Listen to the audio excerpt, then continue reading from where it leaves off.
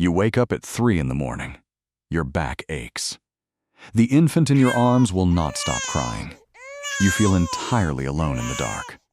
For roughly 300,000 years, this was not your reality. For 99% of human history, no mother or father ever walked the floor alone at midnight. Today, modern parents report record levels of burnout and depression. We blame ourselves. We buy more parenting books. We assume we are somehow broken or doing it wrong. What if the problem is not you? To understand why you feel like you are failing, you have to look backward. You have to look at how your ancestors actually kept their children alive. The answer is not a parenting technique. It is a survival strategy. We call it the nuclear family. 2 parents inside a closed house with their children. It feels normal to us. But from an evolutionary perspective, it is profoundly strange. How did we get here? Evolutionary anthropologist Sarah Blaffer-Hrdy spent decades studying primate and human behavior. She discovered something critical. Human babies are uniquely expensive. They consume a massive amount of calories.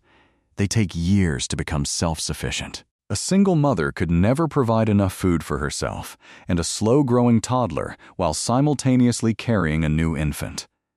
How did our species survive this energetic trap? The answer is cooperative breeding. It is a biological system where individuals other than the mother help raise the young. Hrdy called these helpers alloparents.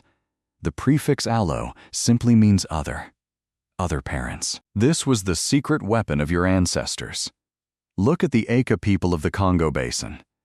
Anthropologist Barry Hewlett lived with these hunter-gatherers to observe their daily lives. He found a society that completely shatters our modern assumptions. Aka fathers hold or are within arm's reach of their infants nearly half the day.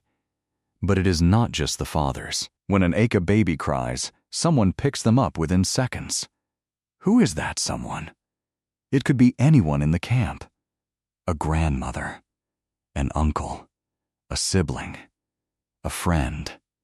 Hewlett documented that an infant is passed between caregivers up to 10 times an hour. They are held and carried for almost the entirety of their waking life. Can you imagine having that many hands ready to help you? But the network goes deeper than just parents and friends. There is a specific evolutionary reason why you have the family structure you do. Anthropologist Kristen Hawkes spent time with the Hadza hunter-gatherers in Tanzania. She noticed something about the older women. The grandmothers were working incredibly hard. Why would women who are past their reproductive years spend all day digging for tubers in the hot sun? Hawkes proposed the grandmother hypothesis. This is the idea that human females evolved to live decades past menopause specifically to help feed and raise their grandchildren. By foraging for food, grandmothers freed up the mothers to have more children and kept the existing children from starving. Your grandmother is not just a nice addition to the family. She is a biological necessity baked into your DNA. Is there physical proof of this in the deep past? Look at the fossil record. At the site of Cima de los Huesos in Spain, archaeologists found the skull of a child who lived hundreds of thousands of years ago. The child suffered from a severe brain deformity called craniosynostosis. This condition would have required constant, intensive care. This ancient child survived for years. They could not have survived if their mother was left to care for them alone while also trying to survive. The existence of this skull is physical proof of the village. It proves that early human societies pooled their resources to care for the vulnerable. Compassion and shared burden are not modern inventions. They are the oldest human traits we have. Anthropologist Polly Wiesner spent decades studying the Jew/Honsi, a group of San hunter-gatherers in the Kalahari Desert. She looked at how they spent their evenings. When the sun goes down, the work stops. The camp gathers around the fire. Wiesner found that daytime conversations were mostly about economics and complaints. But the night fires were different. 81% of campfire conversations were stories. Why does this matter for children? Because this is how they were educated. There were no schools. There were no textbooks. The flickering light of the fire was the classroom. Children sat in the laps of uncles and elders, listening to myths, hunting adventures, and social rules. The entire camp participated in shaping the child's mind. The burden of teaching did not fall solely on the parents. The culture itself raised the child. Anthropologist David Lancy spent his career studying how different cultures view childhood. He identified a stark contrast between our modern view and the ancient one. Today, we view children as precious objects that need to be constantly entertained and protected. We build our entire lives around their schedules. Lancy calls this a neontocracy, a society ruled by the young. How did your ancestors view children? They viewed them as capable, contributing members of the tribe. Lancy documented what he calls the chore curriculum. In hunter-gatherer societies, children as young as 3 or 4 begin helping. They do not have chores assigned to them. They simply want to mimic the adults. They fetch water. They gather firewood.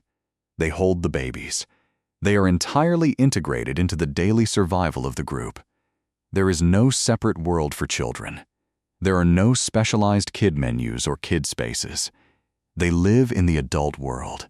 They absorb the skills they need simply by being present. And because they are contributing, they feel a deep sense of belonging and competence. They are not a burden. They are an asset.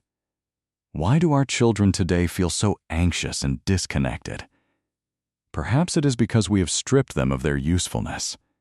We have placed them in artificial environments where their only job is to be monitored and tested. We have removed the natural flow of mixed-age learning. In a prehistoric camp, an 8-year-old teaches a 4-year-old and a 12-year-old teaches the 8-year-old. The parents step back.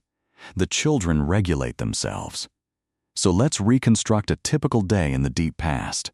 You wake up when the sun rises. There is no isolated nursery. You are sleeping skin to skin in a shelter surrounded by 20 or 30 other people.